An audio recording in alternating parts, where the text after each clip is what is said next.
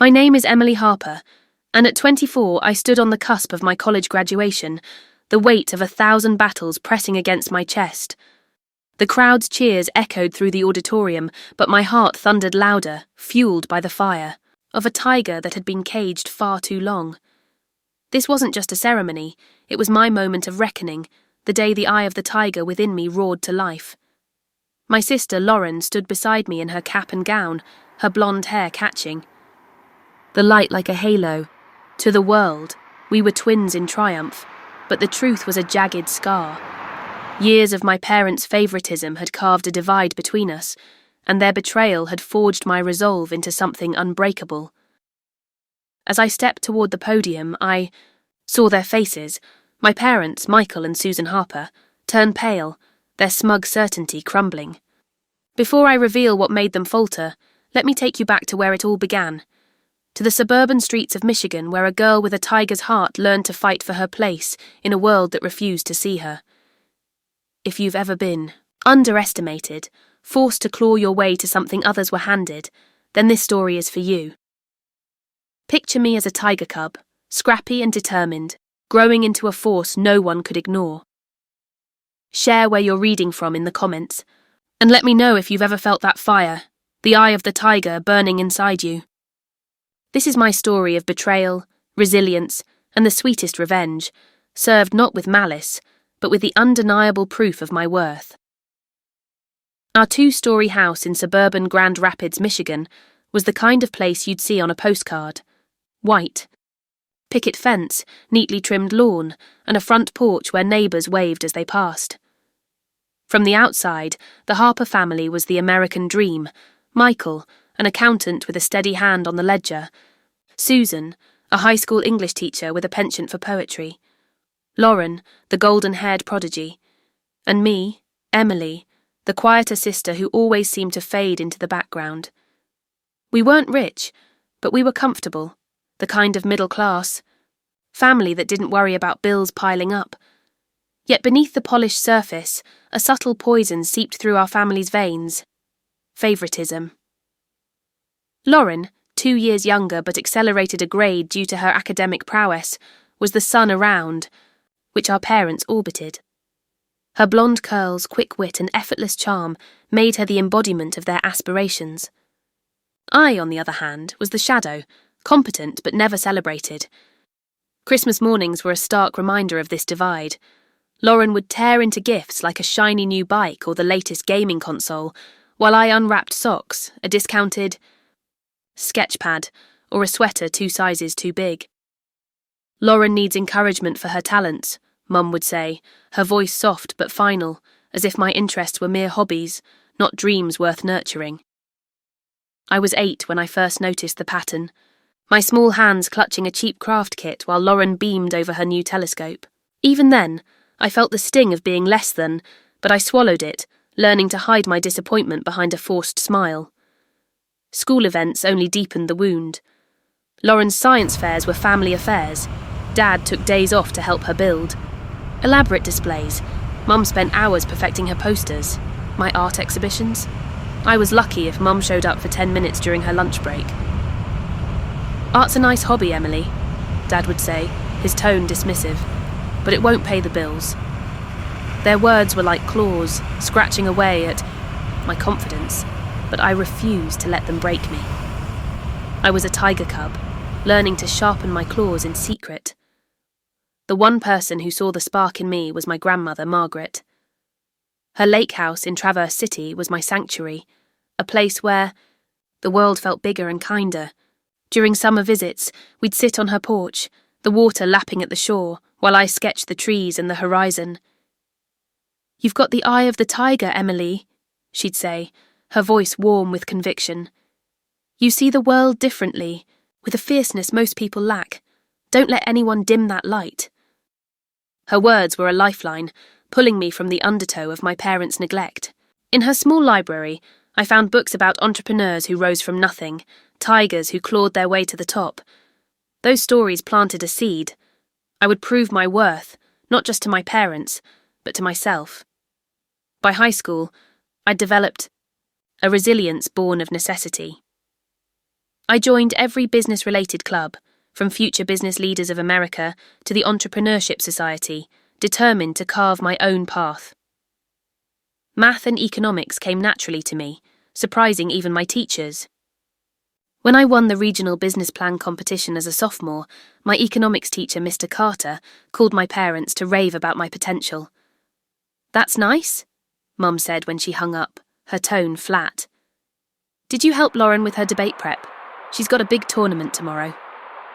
The dismissal stung, but I pressed on, my tiger's heart growing stronger with every slight. To fund my future, I worked after school at Brewed Awakening, a local coffee shop, balancing 20-hour weeks with a 4.0 GPA. Every dollar I earned went into a savings account, a quiet rebellion against the assumption I'd always be second best. Meanwhile, Lauren's debate team victories were celebrated with lavish dinners, my parents cheering her every word. The contrast was stark, but it fueled me. I wasn't just surviving, I was sharpening my claws, preparing for a fight no one saw coming. Senior year brought the college application season. Lauren and I, now in the same graduating class due to her grade skip, both applied to Westfield University, a prestigious school known for its business and political science programs. When acceptance letters arrived on the same day, I tore mine, open with trembling hands. "I got in," I announced at dinner, my voice shaking with pride, "full acceptance to the business program." Dad barely looked up from his phone. "That's nice, Emily." Moments later, Lauren burst in, waving. Her own letter. "I got into Westfield's political science program," she squealed. The room erupted. Dad leapt from his chair, Mum rushed to hug her, and dinner was abandoned for a champagne-fueled celebration. My achievement, identical in weight, was forgotten in the glow of Lauren's triumph. 2 weeks later, the conversation. That would change everything unfolded over a rare family dinner. Dad folded his hands, his gaze fixed on Lauren. "We've been saving for your education since you were born," he said.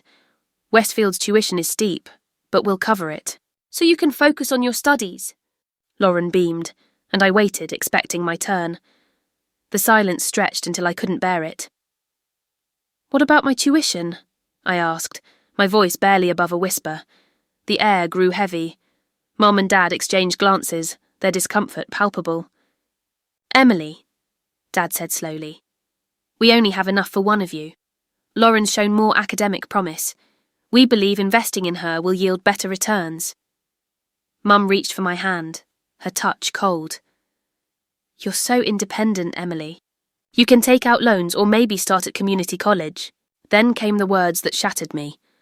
"She deserved it, but you didn't." I stared at them, the room spinning. Years of being overlooked hadn't prepared me for this. It wasn't just about money. It was a declaration that I was less worthy, less capable, less loved. The tiger in me roared, but I couldn't let it out, not yet. That night, I locked myself in my room, tears streaming down my face. The unfairness was a weight, crushing the hope I'd clung to for years.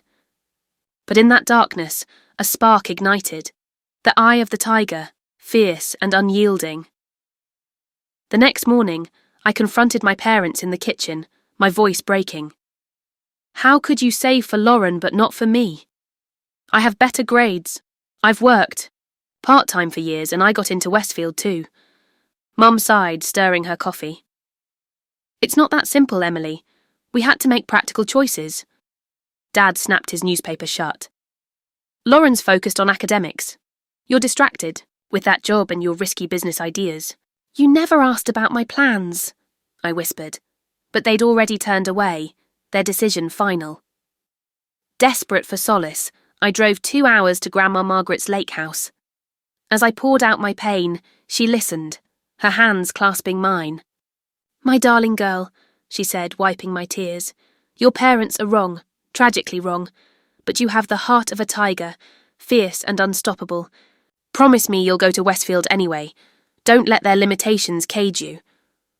Her belief was a lifeline, reigniting the fire within me. I would attend Westfield, finance my own way, and prove them all wrong. Back home, I threw myself into action. I researched scholarships, grants and loans, spending nights filling out applications.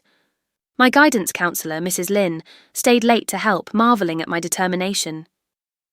"You're a tiger, Emily," she said, echoing Grandma Margaret's words. "I've never seen such grit." I secured several small scholarships, but they weren't enough. With Grandma Margaret co-signing private loans, I pieced together funding for my first year. Housing was another hurdle. While Lauren moved into Westfield's luxurious dorms, paid for by our parents, I found a cramped apartment, 45 minutes away, shared with 3 strangers from a university forum. To survive, I landed 2 jobs, mornings at a campus coffee shop, the Roaring Brew, and weekends at a bookstore, Pages and Paws. My parents helped Lauren shop for dorm decor and a new laptop, while I packed my belongings in second-hand boxes. Night before move-in, Mum offered me old sheets, a half-hearted gesture that underscored their indifference. I accepted them silently, my resolve hardening. Move-in day was a study in contrasts. My parents drove Lauren to campus in our family SUV, her belongings neatly packed. I followed in my rattling 15-year-old Honda, praying it wouldn't break down. At the campus entrance, they headed to Lauren's. "Dorm?"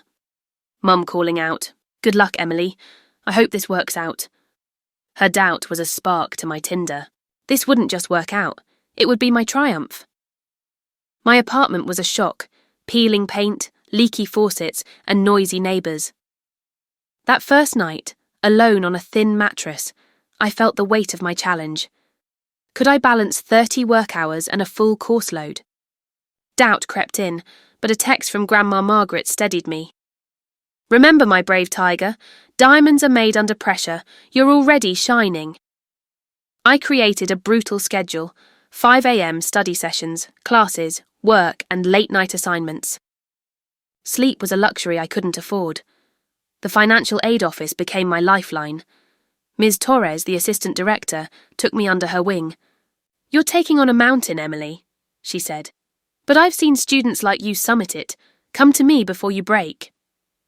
Her support, coupled with a surprise $1,000 scholarship from my high school teachers, gave me the courage to keep going.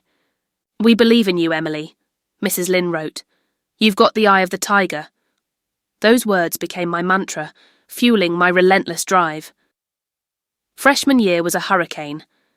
I studied on buses, ate during breaks, and recorded lectures to review while cleaning coffee machines. Lauren's life, glimpsed through social media, was a carefree montage of sorority parties and weekend trips home.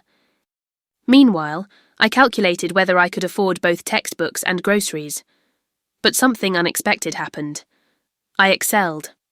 My real-world experience gave me an edge in business classes, turning abstract concepts into practical tools. Professor Daniels, my business ethics teacher, noticed. "Your analysis is remarkable, Emily," he said after class. "You've got a tiger's instinct for this." My roommate, Mia, became an unexpected ally. Noticing my grueling schedule, she left. Meals labelled Emily's fuel in the fridge. One night, exhausted, I found her waiting with tea. "You're burning out," she said bluntly. When I shared my story, her indignation matched mine. "That's beyond unfair. From now on, I'm your college family." Mia edited my papers, made flashcards, and guarded my study time. When she learned I was skipping meals, she cooked for us both, refusing payment. "Family takes care of each other," she said. Her support was a beacon, reminding me I wasn't alone. Sophomore year brought a crisis. The coffee shop cut hours, slashing my income by 40%. With rent and tuition looming, panic set in. I turned to Ms. Torres, who secured an emergency grant and connected me with Professor Daniels for a research assistant position. The role, studying small business resilience, paid better and fit my schedule. More importantly, Professor Daniels saw my potential. "Have you considered entrepreneurship?" he asked. "Your insights on constraint-driven innovation are sophisticated. The seed of an idea took root." Using skills from my marketing classes, I launched a virtual assistant service for local businesses, building a website late at night. By junior year, Tiger's Eye Solutions was generating enough income to quit the bookstore job. I kept the research position for mentorship, and my financial stability grew. In class, I began sharing real-world insights, earning respect from professors and peers. The girl who once felt invisible was now a voice in the room, her tiger's roar impossible to ignore. Lauren and I remained distant, our lives diverging, sharply. She invited me to sorority events, which I declined due to work. Our parents called her weekly, but contacted me only for holidays. During one Thanksgiving, when I couldn't afford the trip home, Mum texted, "We miss you, but we know you're busy." The ellipsis said it all. They still saw me as secondary. Yet my achievements were mounting. Dean's List, departmental awards, a presentation at a regional business conference. Each success strengthened my resolve to prove my path was valid. By junior year, Tiger's Eye Solutions had evolved into a digital marketing agency, serving clients statewide. I hired 2 classmates, turning theory into practice. Professor Daniels nominated me for the Entrepreneurial Excellence Scholarship, covering my senior year tuition. "You embody Westfield's spirit," he said. For the first time, financial insecurity began to lift, and my success rippled through the business department. Then, an unexpected shift occurred. Lauren, struggling with her senior thesis, appeared at my apartment, tears streaming. "I'm failing," she confessed. "My research is flawed and I might not graduate." Despite years of resentment, I saw her distress and invited her in. Over weeks of study sessions, I guided her, my skills honed by necessity proving invaluable. As we worked, we talked, really talked for the first time. "How do you do it all?" she asked. "Your business, perfect grades, research. I'm drowning with just coursework." I shared my grueling reality, and her horror was palpable. "I had no idea," she whispered. "Mum and Dad said you were fine." Our conversations marked a turning point. Lauren began declining parental gifts, insisting on independence. "I want to be more like you," she said. Our bond grew, a fragile but genuine sisterhood emerging from the ashes of our past. Senior year brought momentum. Tiger's Eye Solutions served 15 clients and employed 4 students. A local magazine featured my story, boosting my reputation. Professor Daniels urged me to enter the National Collegiate Business Innovation Competition with a $50,000 prize and national exposure. I poured myself into the pitch, weaving my story of resilience into a plan for rural business growth. After grueling rounds, I won, the victory a validation of my tiger's spirit. The university newspaper ran a front-page story, but my parents remained silent, their indifference a familiar ache. In February, Dean Alvarez invited me to speak at graduation, representing the business school. "Your story embodies our values," she said. I accepted, sensing this was my chance to claim my narrative publicly. Unbeknownst to me, Dean Alvarez had more planned, a surprise that would shift everything. The night before graduation, the family gathered at an upscale restaurant. My parents regaled relatives with Lauren's achievements, barely mentioning me. Uncle Tom interrupted. "What about Emily? I heard she won a national competition." Dad waved it off. "She's been busy with her little projects, very entrepreneurial." His patronising tone stung, but Grandma Margaret confronted them later, her words sharp. I returned to my apartment calm, knowing tomorrow would be my moment. Graduation day dawned bright. I wore Grandma Margaret's embroidered stole, reading "Diamonds are made under pressure." Lauren embraced me, her pride genuine. "We made it our own way," I told her. Dean Alvarez confirmed I'd speak after degrees were conferred, hinting at additional acknowledgements. The ceremony buzzed with anticipation, my parents tracking Lauren with pride, unaware of what was coming. When my name was called, Grandma Margaret's whistle cut through the applause. Then, President Larson announced special recognitions.